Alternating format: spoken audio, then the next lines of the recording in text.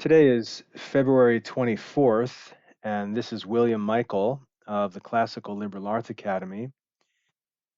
This talk is intended for parents and students of the Classical Liberal Arts Academy who are trying to understand how Catholic students should think about the study of the natural sciences with a Catholic mindset, with a coherent system of Catholic thought. Many think that there's a choice to be made between classical studies and modern studies, but as I'd like to explain in this talk, that's not the case. In fact, I would argue that in order to be true scientists, to be good scientists, we actually need to understand scholastic philosophy first and then study science within the context of scholastic philosophy. That's what makes for real Catholic science. And I'd like to talk about why that is and explain what a proper approach to the study of science would look like and how that can be done in the Classical Liberal Arts Academy. It's easy to see as if we look around without even thinking much at all, we can see just how incredibly quickly technology is developing. This has been called the information age. We now see the development of artificial intelligence, and we really have no idea what sort of tools are going to be developing in coming years. We see that the collection of data is just incredible. We can track so many things, collect information, visual information, audio information. All of this data can be recorded and processed and added to databases and analyzed on and on. Just incredible, incredible tools for the collection of data.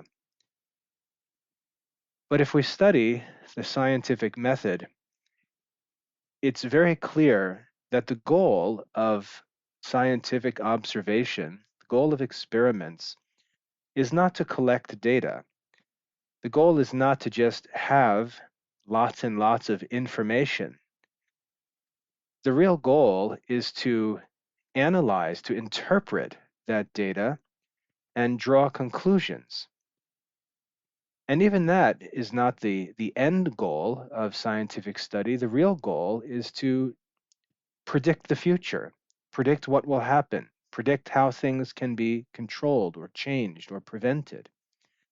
And so there's all of this work that's needed.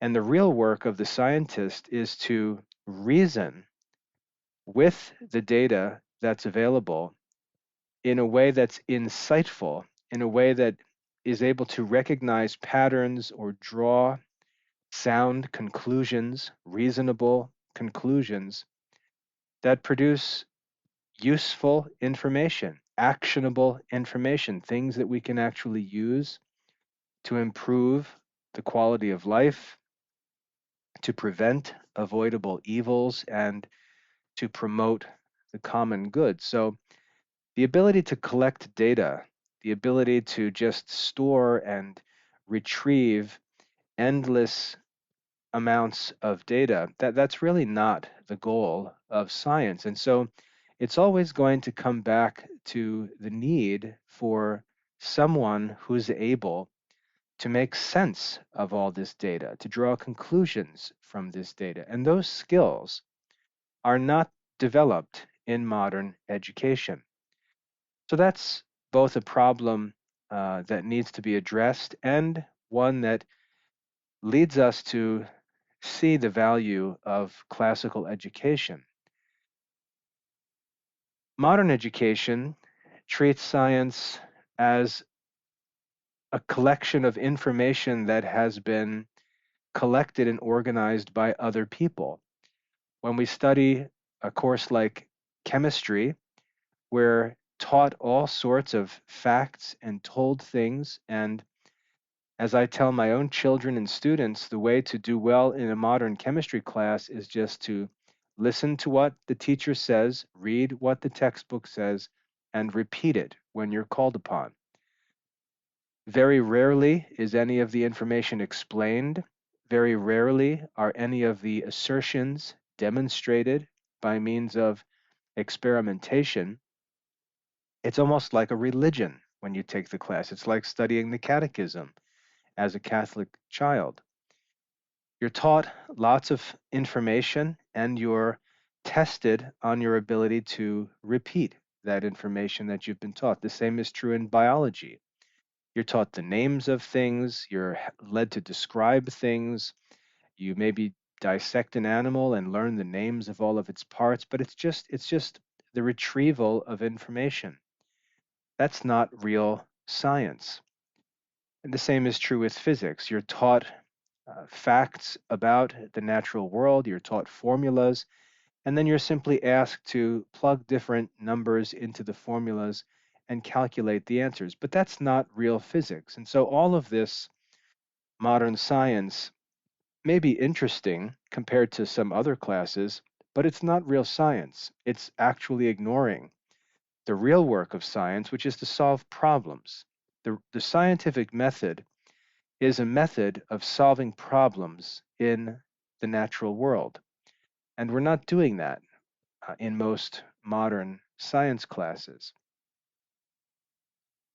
As I mentioned before, this lazy, shallow, simple information gathering and retrieval of information is not real science, but more importantly, as computers and artificial intelligence develop, the machines are going to be much better at that kind of work than human beings are. And so human beings are going to have all of that taken away from them by the machines. And they're going to be left either with no work to do, or they're going to do work that the machines can't do, more advanced, truly human reasoning, thinking, analyzing, and so on.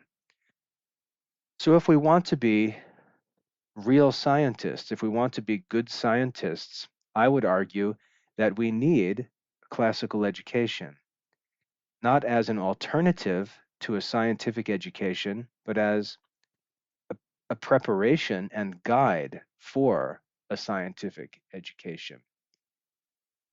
Now, if we're to ask what really is the value of a classical education when it comes to scientific problems, problems in the material world, how does ancient learning really help us? And it has to do with the concept of wisdom itself. If we were to ask, what is wisdom?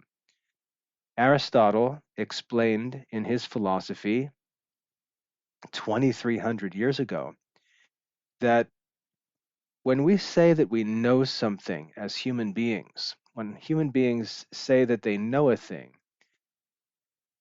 what we mean is that we understand the causes of things. The knowledge of causes is what makes us feel that we know something.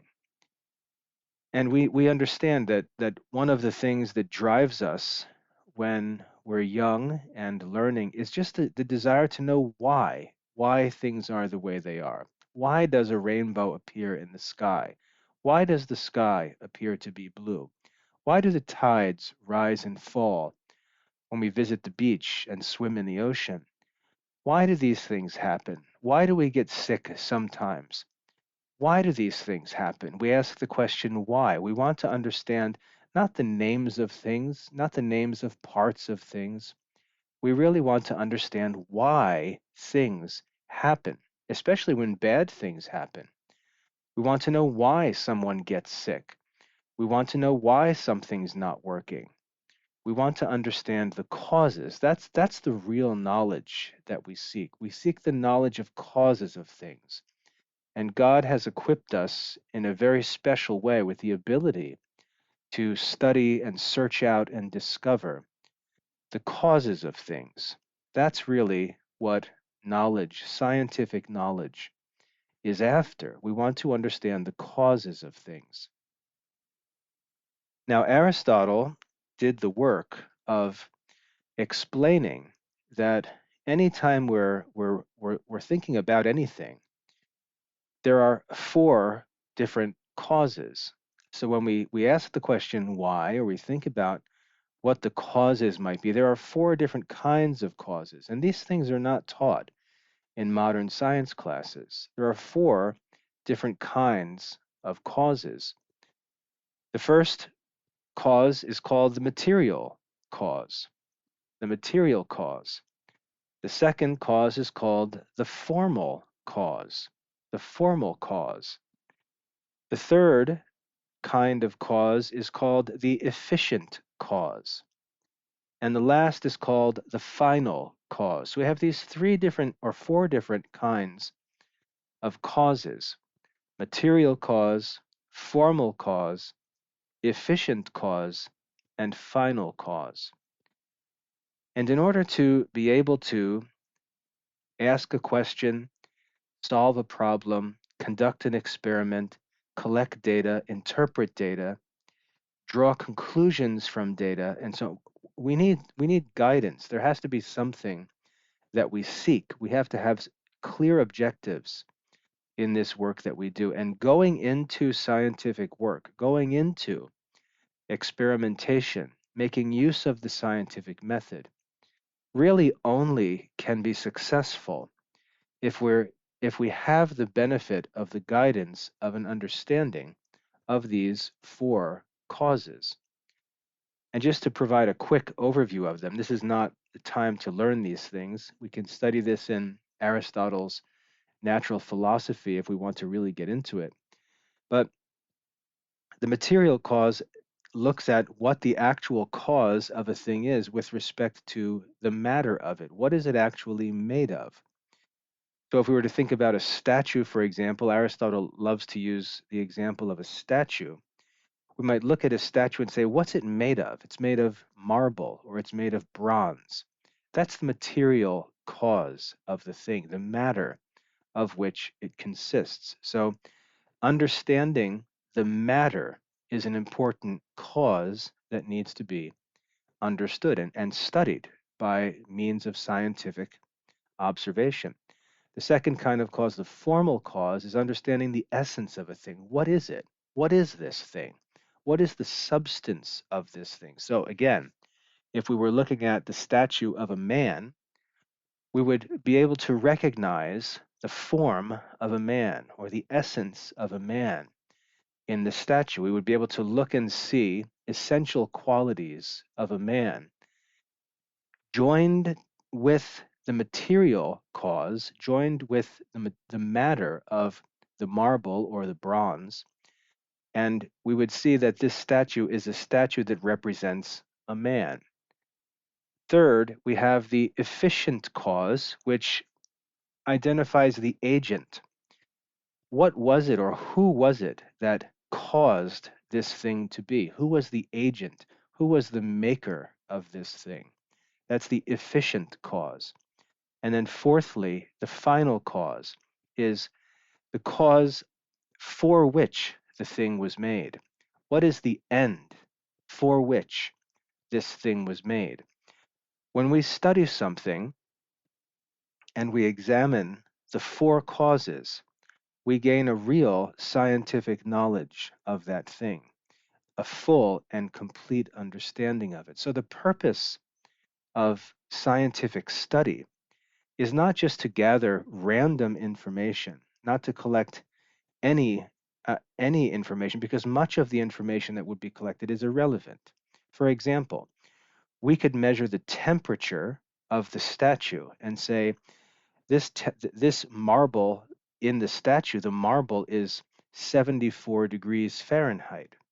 We could collect that data and measure the temperature, but what would the use of that be? That's really irrelevant. And if we came back an hour later or a day later, the temperature might be different, and it's really irrelevant. That quality can come and go. That's not an essential quality of the thing. So you can see how approaching the study of any object in the material world requires the guidance of sound philosophy. And a good example of this sound philosophy is a knowledge of the four causes. So that's an example of how going into scientific study with a foundation already established of scholastic philosophy would help a scientist to actually know what information was to be sought, what information is actually useful, how to actually analyze and make use of data that's collected, and so on. If we look at modern science, we find that this is not done. And the most important cause of all, the one that is neglected in modern science, is the final cause, finality. It's very rare for people to ask, why does this thing exist? And yet, that's the most important question of all.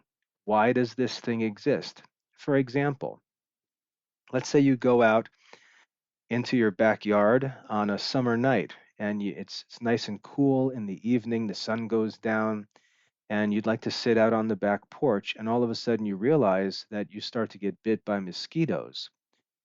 Well, as you're sitting there being annoyed by these mosquitoes, you might think, how can I get rid of these mosquitoes? And you might say, well, I'm going to buy some mosquito spray and spray it all over the place, and I'm going to kill all the mosquitoes. And that sounds like a scientific thing to do. You can figure out what chemical would kill mosquitoes, and you can act like a scientist and spray it all over the place and celebrate the fact that you will no longer get bit by mosquitoes when you go sit out on the deck in the middle of the night in summer. But you're ignoring an important question. And the question that a wise man would ask before he went and killed all the mosquitoes, he would ask, what is the purpose of these mosquitoes? Why do these mosquitoes exist? And he would study to understand the purpose or the end of the mosquitoes, and he would make sure that there wasn't some necessary or important purpose or function served by mosquitoes that killing them would lead to trouble with. So we see that often in modern science, there's little consideration for the final cause of things, why things exist. I'll give you another good example. Good example of a problem that scientists, I don't believe, have been able to solve with respect to final cause. When my wife and I were first married, one night she had terrible pains in her abdomen, so bad that she was crying, and she asked me to take her to the hospital. And we got to the hospital, and the doctor examined her and told us that she was having a problem with her appendix, and the appendix needed to be removed. Well, you can imagine being told that a part of your body needs to be removed causes some concern. What's going to be the effect of taking this part out of my body? And when we talk about the appendix, we learn that modern scientists, modern physicians don't really know what the purpose of the appendix is, and they conclude that it really has no purpose. And so they say it can cause pain, it can cause trouble, but it's really not important, so it's no big deal if we take it out. Well, that may appear to be true, but it may not actually be true, and we have to ask the question, why would the appendix exist if it really had no purpose? And so we can see the fact that an appendix can cause great pain and even risk someone's life, and yet seem to have no positive purpose or reason to exist, we see that we face a problem with respect to the final cause, or what is the purpose of the appendix. So you can see how the knowledge of these causes directs our scientific questions and investigations and experiments. And often in modern science, the question about causes is ignored. One of the reasons why final cause is ignored is because it can offend people. People can be upset by different ideas about things. For example, If we were to talk about a woman's body and say, well, all women are born with a uterus, and if we were to say, well, why would all women be born with a uterus? And we could say, well, the function of a uterus is to produce a child.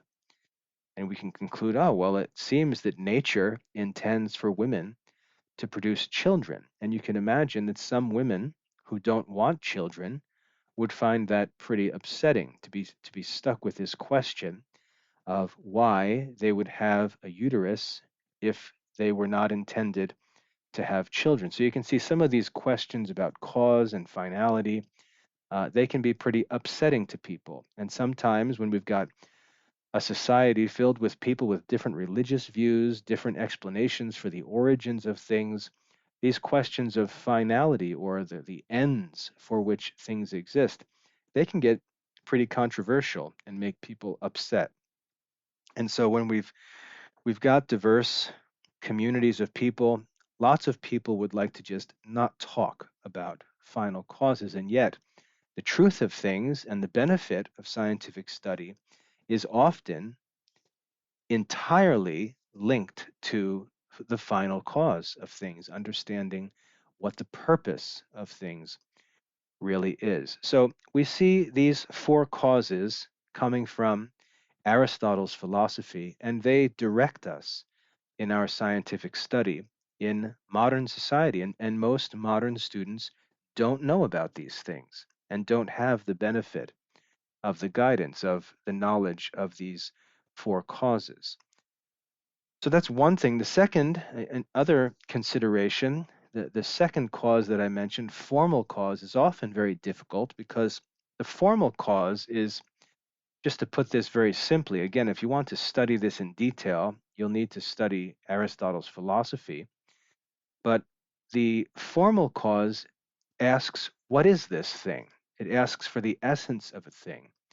And it's actually very difficult to identify the essence of a thing. It's very difficult to define things. And I'll give you an example. If I were to ask you to define a squirrel, you might immediately think of a squirrel. You might have an image in your mind of a squirrel. But if I were to ask you for the definition of a squirrel, and I were to say to you, the definition, to be a true definition, would only be true of a squirrel. If it's true of anything else, then it can't be the definition of a squirrel. That would make things much more difficult. And it's very difficult to define things. So how would you define a squirrel? This is identifying the formal cause. What is the essence of this thing? So if we were to look at a squirrel and I say, what is it? Define what this thing is. You could say, well, a squirrel is, it's a gray, furry animal that lives in trees. And we might think and say, I can think of another gray, furry animal that lives in trees, a raccoon. A raccoon is a gray, furry animal that lives in trees, so that can't be the definition of a squirrel. What is a squirrel? Boy, that's more complicated. A squirrel is a gray, furry animal that lives in trees and eats nuts. How about that? Well, as far as I know, raccoons don't eat nuts. I may be wrong. Um, but I'm not sure that that's the definition because I heard that there are also black squirrels. And so we would realize that, well, gray can't be a part of the definition because there are also black squirrels. So we have to drop that. We say, okay, well, a squirrel is a furry animal that lives in trees and eats nuts.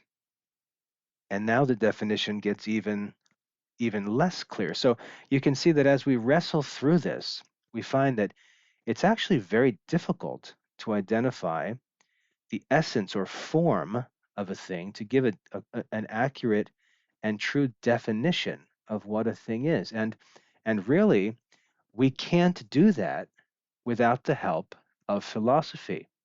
We have to know philosophy to be able to identify the formal causes of things. And we learn about this subject, we learn about this in Aristotle's Organon, which is his system of logic. So the point of this is that these four causes really provide us with an understanding of something that allows us to know that we know what a thing is because we know the causes of it. We know these four causes of a thing. But the knowledge of these causes is difficult to come to. And so we need to understand the four causes very clearly before we can even begin to pursue any kind of useful scientific knowledge of the natural world. So without the help of philosophy, we really can't be good scientists.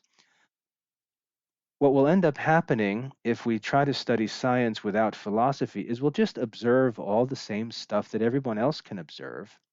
We'll see the same things, hear the same things, measure the same things, have access to the same data that everyone else has.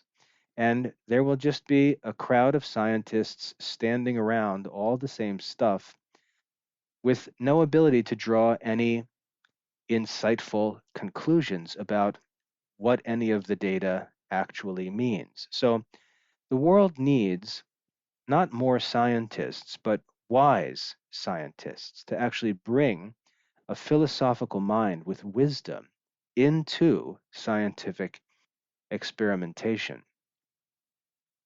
One of the most important philosophical studies that is needed for work in scientific investigation is a knowledge of the art of logic or reasoning.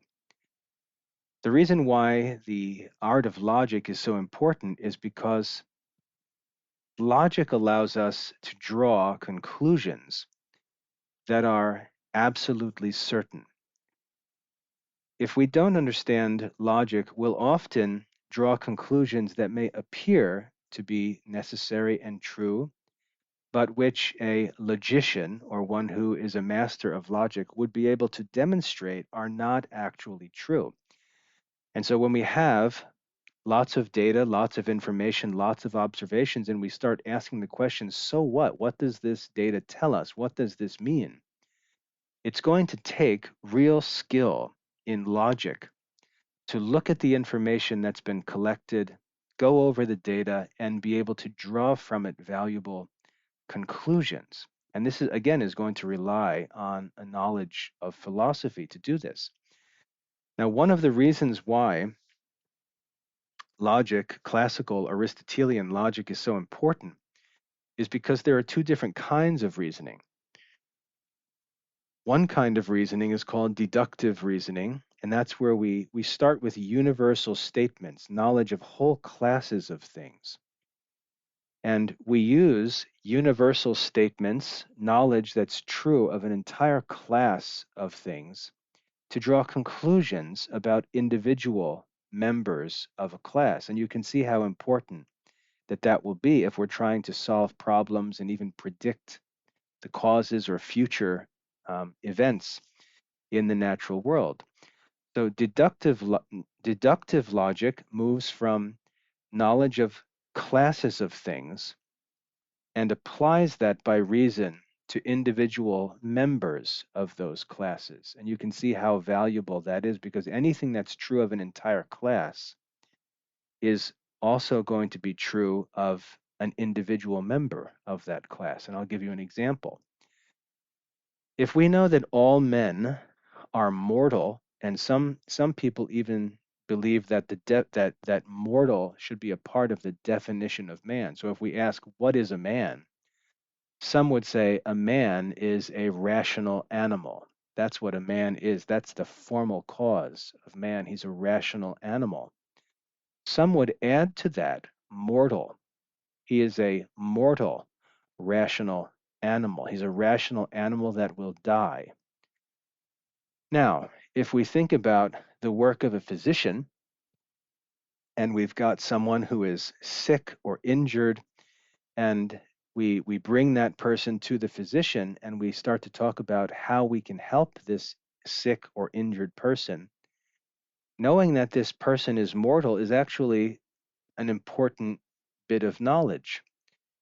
Because if a person is 12 years old and requires certain treatment or a certain surgery, maybe a certain medical prescription that may be expensive, costly, may take a long time to lead someone to recovery.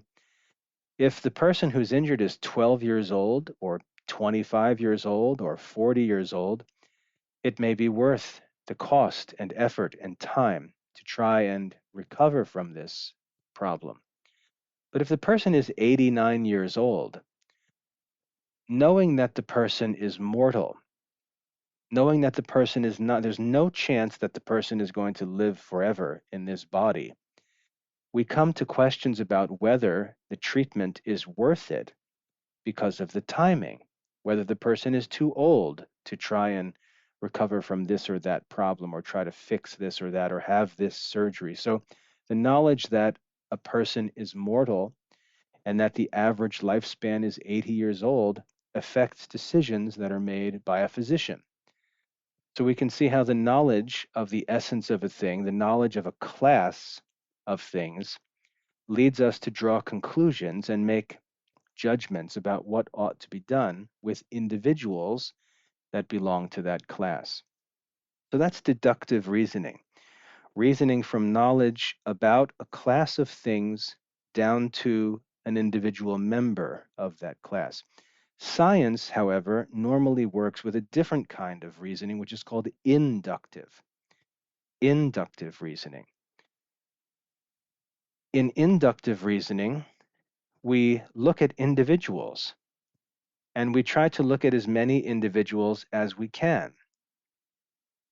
So, for example, let's say we study the body of a man and we ask the question, well, what is man? And we say, well, I noticed that all men have two legs, 2 feet. So maybe the quality having 2 feet should be included in the definition or the essence of a man. However, I met one man who only had one leg, and I met another man who had no legs. Are these still men? If these are still men, then 2 legs can't be part of the definition of a man. So we can use inductive reasoning to study individuals and collect information about individuals, and then use that knowledge of individuals to try to draw conclusions about the whole class. We can study individuals and use data that we collect as we study individuals to try and draw conclusions about whole classes of things. That's inductive reasoning. We work from individuals up to classes. Deductive reasoning, we work from classes down to individuals. Now, one of the benefits of inductive reasoning is that we can see things. We can actually observe things. So we can be quite certain that what we know of an individual is true because we can perceive it with the senses, we can measure it. The weakness of inductive reasoning is that we can never, almost never, observe or study all of the individual members of a class. So it's very difficult to make a statement about a whole class by inductive reasoning when we don't get to see all the members of the class. And I'll give you an example based on what I already said. Imagine if a man was studying individual men and he was studying hundreds and hundreds of men and taking notes, all the qualities of the men that he observed. And he noticed that after studying 10,000 men, all of them had 2 legs. He would be tempted to conclude that all men have 2 legs. And he might be convinced that that was true and say, you know what, I don't need to see any more. I feel pretty confident to say that man is a 2-footed animal.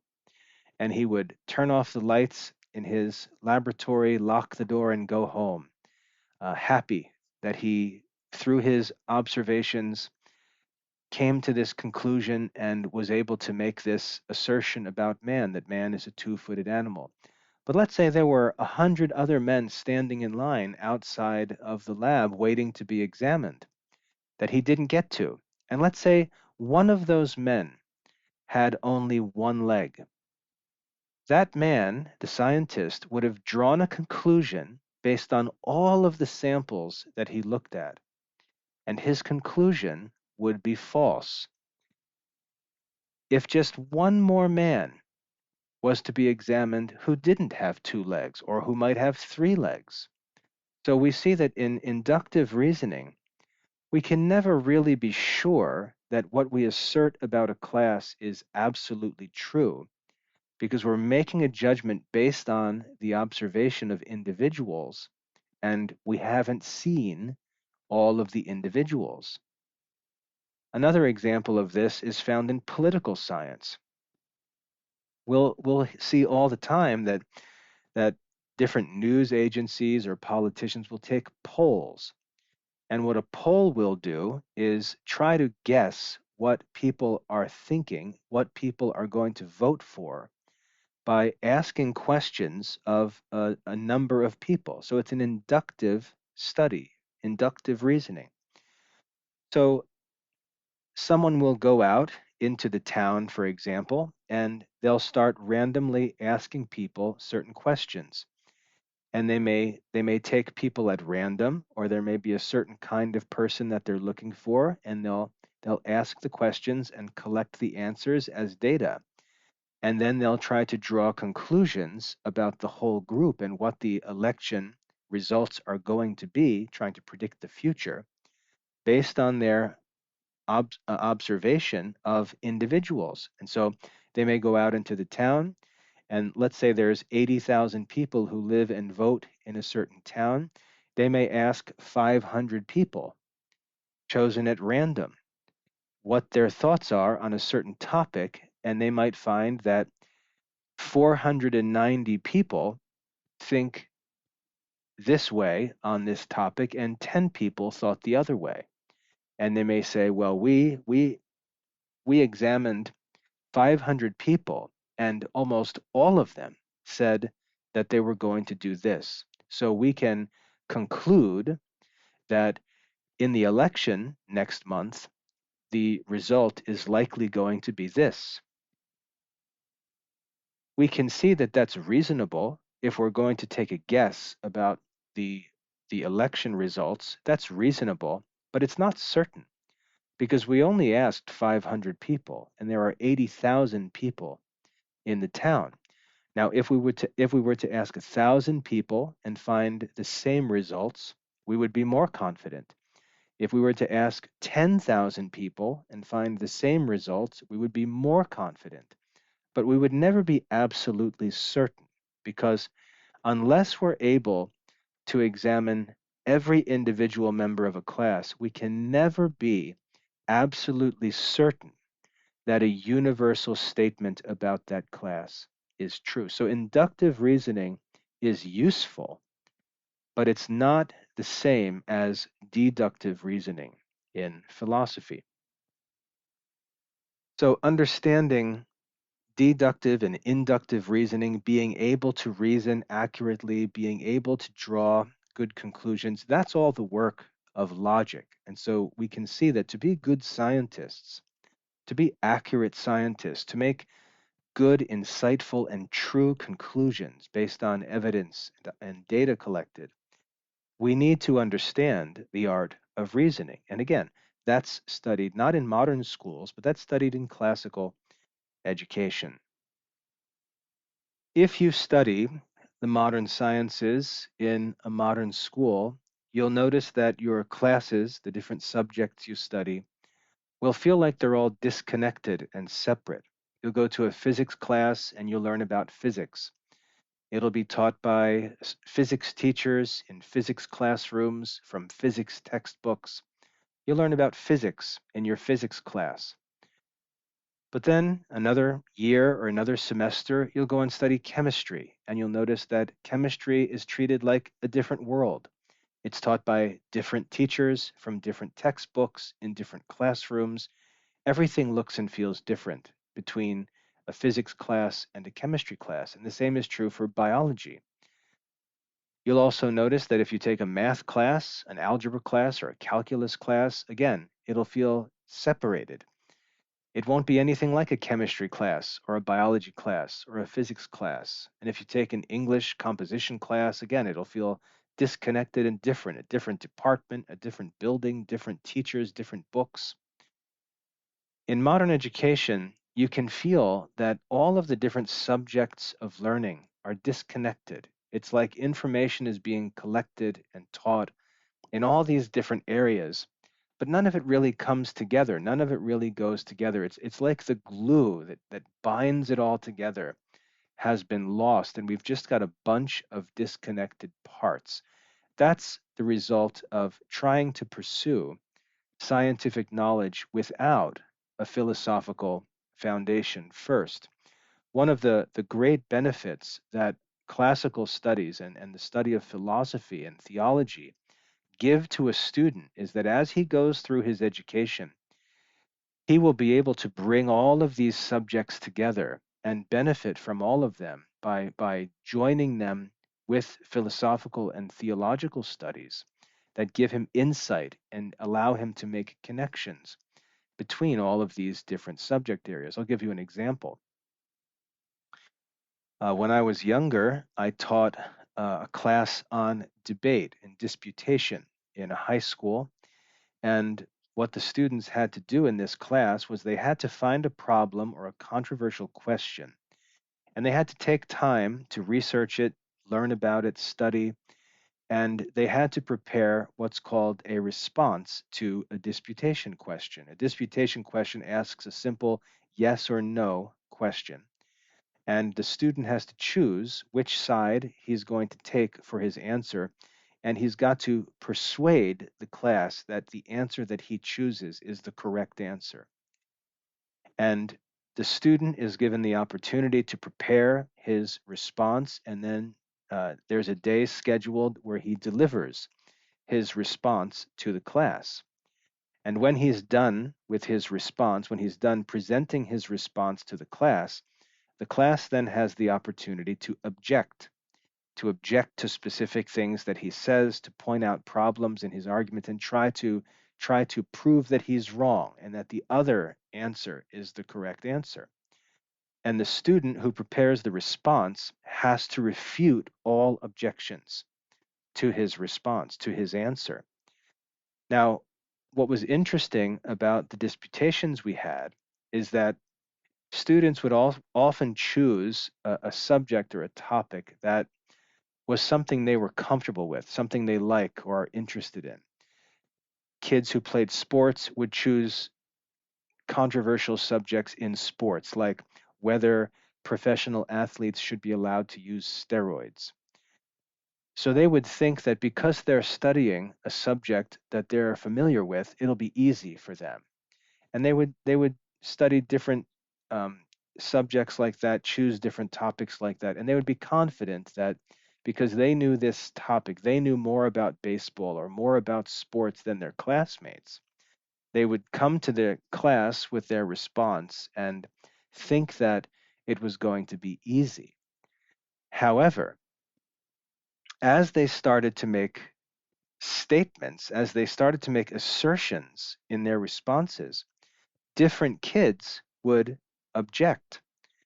If the student presenting the response made a statement about the effects of steroids on the body, a student who's very good in science or chemistry might raise his hand and object and say, that's not true. The chemistry of what you said is not accurate. And he would object to this statement with knowledge of the science of chemistry. Another student might object to some number or figure or calculation that a student presented. A student who is great in mathematics would say, I object to that statement because your calculation is wrong. And the student would find that as he tried to argue on a subject that he was comfortable with, the knowledge of all of the other sciences and all of the other subjects in school all had to be dealt with. And so, in order to get the right answer, you had to not only know the subject in a general way, but you had to be able to know whether every assertion that you made about that subject was accurate.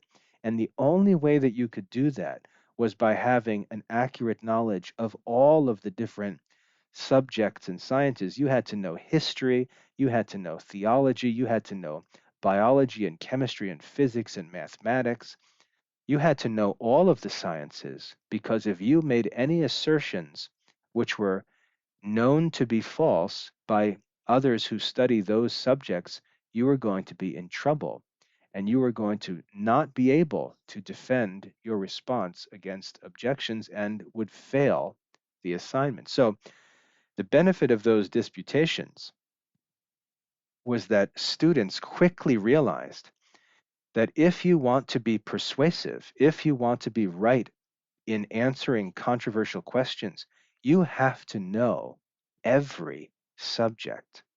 And so that class, those disputation exercises, not only made students more effective in reasoning and argument, but it made them respect and appreciate all of their studies and understand the value of all of the different subjects that they had to study, because you never really know what subject or what science is going to be important when you have to solve a controversial, complex problem. So we can see that philosophy and theology as well, they provide the glue that joins all of the different subjects, all of the different sciences together. And without that glue, without that foundation of philosophy, we just have a bunch of disconnected subjects that most kids don't like. Kids will say, "Oh, I don't like math. I don't like science. I don't like history. That's boring. I'm not a good writer." And they'll simply dismiss subjects that they're not interested in because they don't have a philosophical foundation that helps them to understand and appreciate the importance of all of the different subjects. So, by establishing a foundation through classical studies of philosophy and theology, students will be able to appreciate the value of all of the different subjects and sciences, and the value of the different sciences, the purpose of the different sciences will be understood by students who understand the higher sciences, philosophy and theology. Classical education, real classical education that leads students through the classical liberal arts into classical philosophy, into scholastic theology, provides that foundation which allows students to really be able to make use of all of the different arts and sciences that make up a great education and motivate them to continue studying throughout their lives and pursue knowledge of many different subjects and sciences as they mature outside of their primary areas of interest. So that's the value of the knowledge of these studies, philosophy, theology, the classical liberal arts, logic, for example, that are ignored and neglected in modern education, which creates this disconnected, pointless feeling when we go through education in modern schools. So, this all leads us to the question of what education should look like. And this is a topic, question that I think many parents and students struggle with in the 21st century. In the Classical Liberal Arts Academy, I think that we present an answer to this question. I think that we show what education ought to look like, particularly for Catholic students in the 21st century. We make it very clear that you should not think about choosing one or the other. You should not choose a classical education or a modern education. Rather, you should understand that a classical education is the foundation, and modern education is valuable when that foundation has been established. Modern education requires that you specialize in certain fields or studies. You can't even figure out which fields to specialize in unless you have a philosophical and theological foundation. Before I began studying the classics, before I began classical studies, I was a pre-med major. I was studying biology and chemistry at the university. And as I was going through my science studies, I started to realize that the sciences led me to questions, controversial questions, ethical questions, moral questions, that even though I was a great science student, I had no way to answer questions about morality in different areas. For example, if we get into questions about things like whether abortion is okay or not, that's really not a scientific question. That's really a moral question. And the knowledge that's needed to begin to answer that question is completely unknown to a student who has only studied math and science classes. To talk about things like assisted suicide, like if a person has a terminal disease, so the person has a disease and it doesn't appear that there's any chance of them recovering, is it okay for them to choose to simply end their life? That's not a scientific question, that's a philosophical question. Questions about the origin of the world. Where did man come from? Is man a product of evolution, or was man created complete in his present form at the beginning of the world? When was the beginning of the world?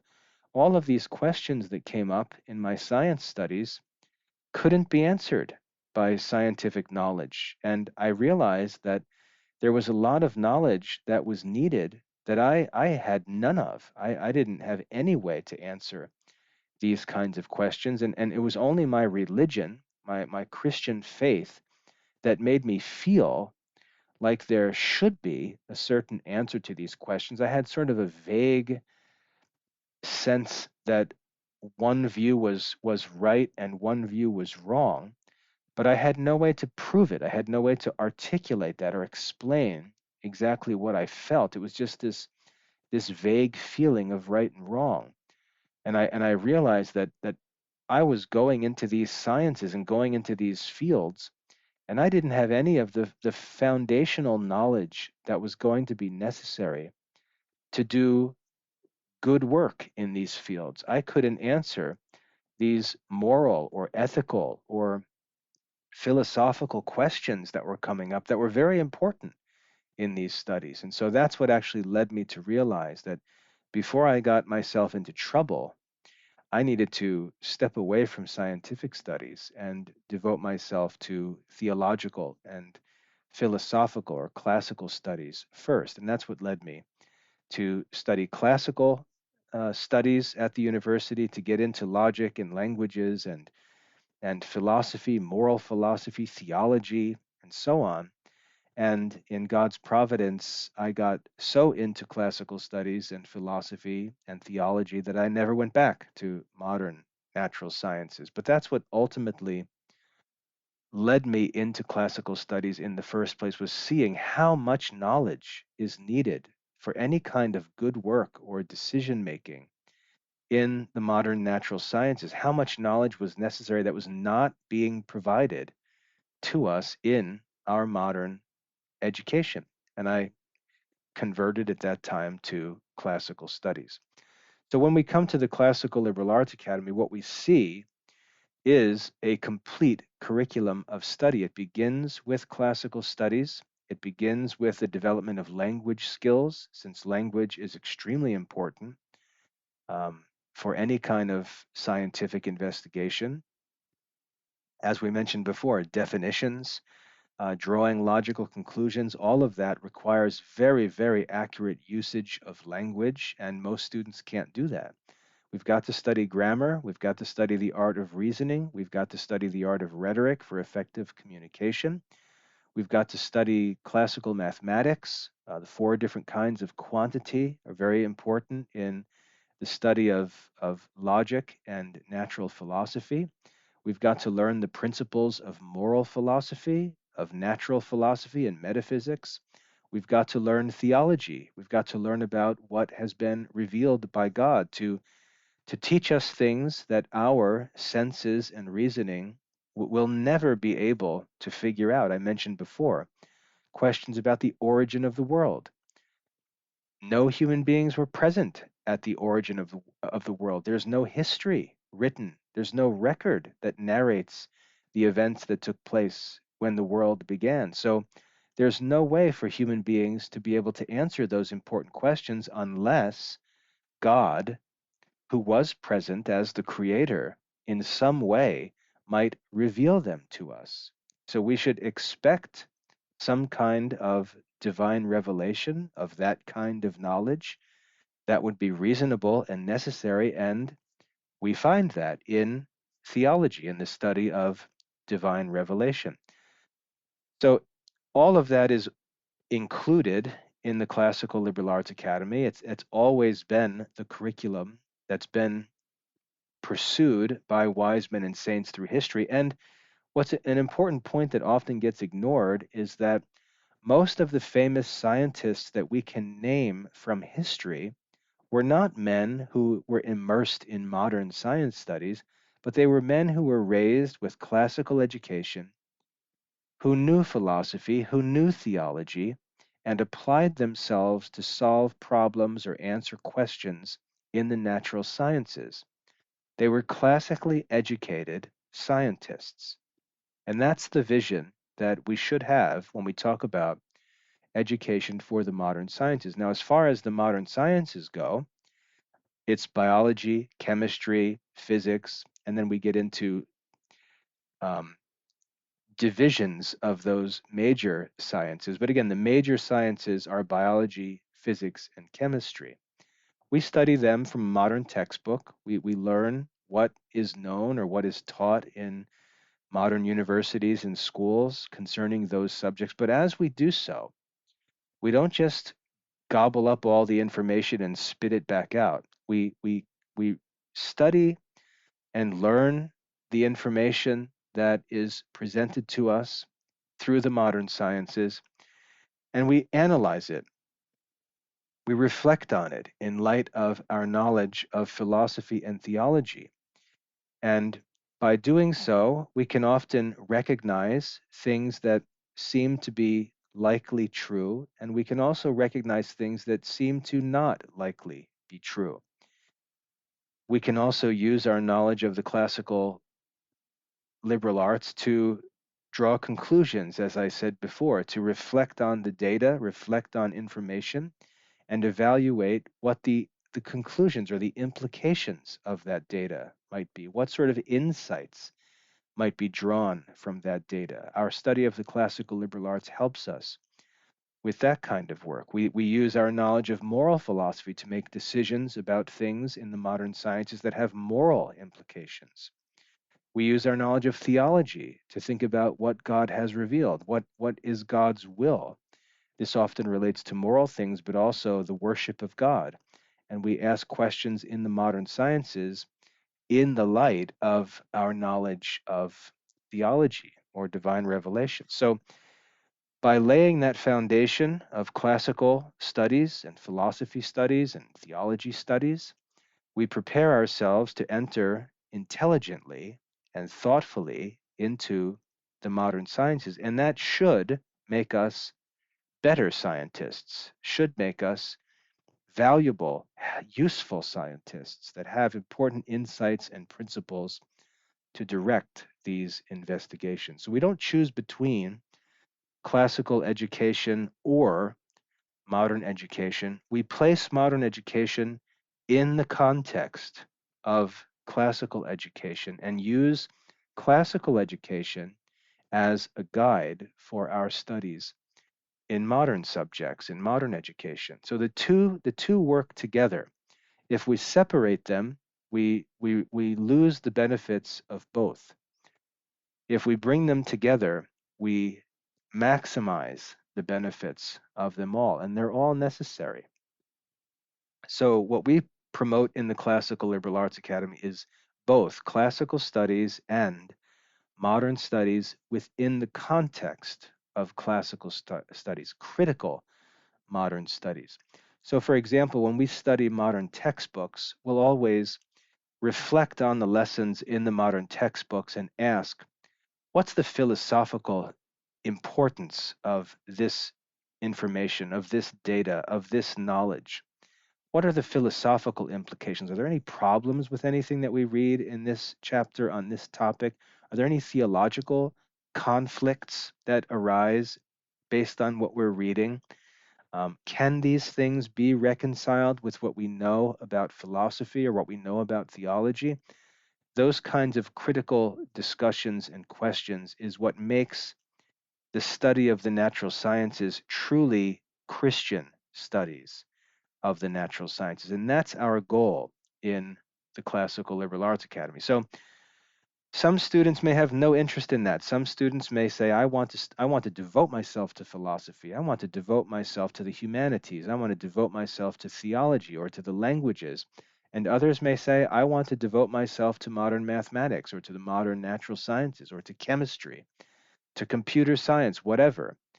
That's all fine, and that's all part of discerning our vocation and finding occupations in the world, which is very important. But the foundation of classical studies gives us the direction, gives us the framework in which we can pursue knowledge in all of these different subjects and have extraordinary insights into them that makes us useful and that makes us capable of actually solving problems, answering questions, and doing good work in our own generation, in modern times. So that's the vision of classical and modern education in the Classical Liberal Arts Academy. And remember that while our program is open to school age students who are seeking K to 12 education, high school diploma, college preparation, and so on, it's also open to adult students for lifelong studies because there's no reason these studies end when we finish high school or get a college degree. These studies should be engaged in for our whole lives. And the Classical Liberal Arts Academy, I think, is one of the only schools that students can get started in when they're young children and continue through to the end of their lives.